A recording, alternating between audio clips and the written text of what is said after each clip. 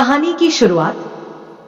नमस्कार दोस्तों, स्वागत है आपका हमारे चैनल पर, जहां हम लाते हैं आपके लिए अनमोल कहानियां और जीवन को प्रेरणा देने वाले किस्से। अगर आपको हमारी कहानियां पसंद आए तो कृपया चैनल को लाइक करें, कमेंट करें और सब्सक्राइब करना न भूलें। आज की कहानी है मां गंगा के अद्भुत और पवित्र प्रवाह की। मां गंगा की कथा। मां गंगा की उत्पत्ति की कहानी बहुत रोचक और प्रेरणादायी है। यह बात उस समय की है जब श्री हरि विष्णु ने देव माता अदिति के पुत्र के रूप में अपना वामन अवतार लिया था। उस समय धरती और स्वर्ग लोक के अधिपति दैत्यराज बलि थे। वह अपने गुरु शुक्राचार्य के बताए मार्ग पर चलते हुए निरंतर चलने वाले यज्ञ करवाते थे और गरीबों एवं ब्राह्मणों को दान देते थे। उन्हें अपने दानवीर होने का अहंकार था। उनके राज्य काल में देवताओं के लिए बुरा समय चल रहा था। उनके राज्य में असुरों को उनकी सुरक्षा प्रदान थी, जिससे आम जन को कष्ट भी भोगने पड़ रहे थे। तब प्रभु ने इस समस्या को हल करने हेतु वामन अवतार लिया। वामन देव का बलि के दरबार में आगमन। बालक ब्राह्मण रूपी वामन देव दैत्यराज बलि के यज्ञ स्थान पर पहुंचे। जब बलि की नजर उन पर पड़ी तो बलि ने उनसे उनकी इच्छा पूछी।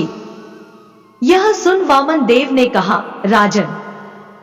वामन देव का विकराल रूप। जैसे ही राजा ने संकल्प लिया वैसे ही वामन देव ने विराट रूप धरा। लोग भयभीत होकर इधर उधर भागने लगे। वामन देव ने एक पग में धरती और दूसरे पग में आकाश को नाप दिया और फिर तीसरे पग के लिए अपने पैर उठाए और बाली की ओर देखा। तभी बलि ने हाथ जोड़कर अपने घुटनों पर बैठकर कहा, हे प्रभु, तीसरे पग में आप मुझे नाप ले और मुझ पर भी स्वामित्व स्थापित कर ले। यह रहा मेरा मस्तक आपकी सेवा में, आप मेरे मस्तक पर पग धरें।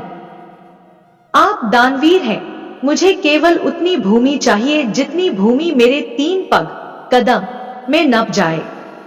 यह सुन सभी लोग वामन देव पर हंसने लगे। महाराज बलि भी अहंकार में आकर हंस पड़े। फिर हाथ जोड़कर वामन देव से और भी कुछ मांगने का आग्रह किया, परंतु वामन देव 3 पग भूमि पर अड़े रहे। ब्राह्मण बालक से महाराज बलि ने कहा, दान के लिए आश्वस्त कर, मैं पीछे नहीं हटूंगा, आखिर मैं दानवीर हूं। ऐसा तो आपने भी कहा है भगवान। मैं आपको आपकी नापी हुई 3 पग भूमि दान करने का संकल्प लेता हूं। गंगा की उत्पत्ति। जब प्रभु आकाश को नाप रहे थे तभी उनके पैर का अंगूठा ब्रह्मांड में टकराया और वहीं से दिव्य जल बहने लगा, जिससे प्रभु श्री हरि के चरण कमल धुले। वो दिव्य जल की धारा जैसे ही प्रभु के चरण धोकर नीचे की ओर गिरा, तभी ब्रह्मा जी ने उस जल की धारा को अपने कमंडल में धारण कर लिया और यही जल धारा ब्रह्मा जी की पुत्री गंगा कहलाई। ये जल धारा श्री हरि विष्णु के पैर यानी पद से टकराकर निकली, इसलिए देवी गंगा को विष्णुपदी भी कहते हैं।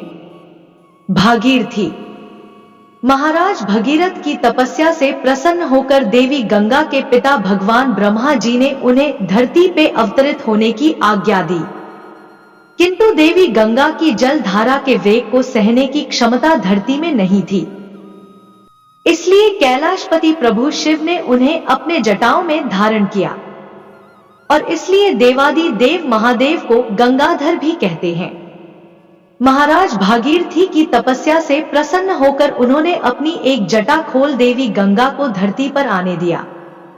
माता गंगा ने धरती पर आकर भागीरथी के पूर्वजों को मुक्ति दी और माता गंगा की सकारात्मक ऊर्जा से पूर्ण अमृत तुल्य जल धारा मनुष्यों के लिए कल्याणमयी सिद्ध हुई।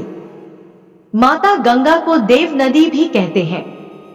उम्मीद है कि आपको मां गंगा की उत्पत्ति की कहानी पढ़ने में आनंद आया होगा। गंगा जी की कहानी हिंदू धर्म में बहुत महत्वपूर्ण है और इसका वर्णन प्राचीन ग्रंथों में मिलता है। यह कहानी पवित्रता, भक्ति और मोक्ष की अवधारणा से जुड़ी है। गंगा के अवतरण की कथा। उनकी आत्माओं को मोक्ष दिलाने के लिए गंगा का पृथ्वी पर आना आवश्यक था। राजा सगर के वंशज भगीरथ ने कठोर तपस्या की, जिससे प्रसन्न होकर भगवान ब्रह्मा ने गंगा को धरती पर आने का आदेश दिया। लेकिन गंगा की धारा इतनी प्रबल थी कि इससे पृथ्वी का विनाश हो सकता था। इस समस्या का समाधान भगवान शिव ने किया। उन्होंने गंगा की धारा को अपनी जटाओं में समेट लिया और धीरे धीरे उसे धरती पर छोड़ा। गंगा का महत्व। गंगा जी को हिंदू धर्म में मां के रूप में पूजा जाता है। यह माना जाता है कि गंगा में स्नान करने से पापों का नाश होता है और आत्मा को शुद्धि मिलती है। गंगा नदी को मोक्षदायिनी कहा जाता है और इसका जल पवित्र माना जाता है। धार्मिक और सांस्कृतिक प्रभाव। गंगा केवल एक नदी नहीं है, बल्कि यह भारतीय संस्कृति और परंपराओं का प्रतीक है। गंगा किनारे बसे शहर जैसे वाराणसी, हरिद्वार और प्रयागराज तीर्थ स्थल के रूप में विख्यात है। यह कथा बताती है कि भक्ति और तपस्या से असंभव कार्य भी संभव हो सकते हैं और दूसरों के कल्याण के लिए किया गया प्रयास जीवन को सार्थक बनाता है। गंगा जी की कहानी भारतीय पौराणिक कथाओं में एक महत्वपूर्ण स्थान रखती है। यह कहानी देवी गंगा के अवतरण और उनकी पवित्रता से जुड़ी है। पूरी कथा इस प्रकार है। राजा सगर और उनके 60,000 पुत्र। पुराणों के अनुसार अयोध्या के राजा सगर बहुत प्रतापी और धर्मपरायण थे। एक बार उन्होंने अश्वमेध यज्ञ करने का संकल्प लिया। यज्ञ के नियमों के अनुसार राजा का घोड़ा पूरे राज्य का भ्रमण करता है और यदि कोई उसे रोकता है तो उसे युद्ध करना पड़ता है। इंद्रदेव, जो हमेशा यज्ञों को असफल बनाने की कोशिश करते थे, ने राजा सगर के यज्ञ घोड़े को चुराकर कपिल मुनि के आश्रम में बांध दिया। राजा सगर के 60,000 पुत्र उस घोड़े को ढूंढते हुए कपिल मुनि के आश्रम पहुंच गए और उन्हें चोरी का दोषी समझ लिया। कपिल मुनि, जो ध्यान में लीन थे, इस आरोप से क्रोधित हुए और अपने तेज से सभी 60,000 पुत्रों को भस्म कर दिया।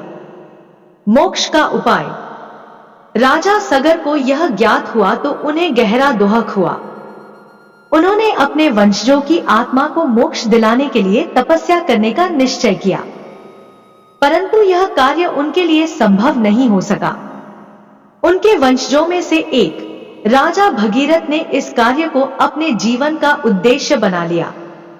उन्होंने कठोर तपस्या की, जिससे भगवान ब्रह्मा प्रसन्न हुए।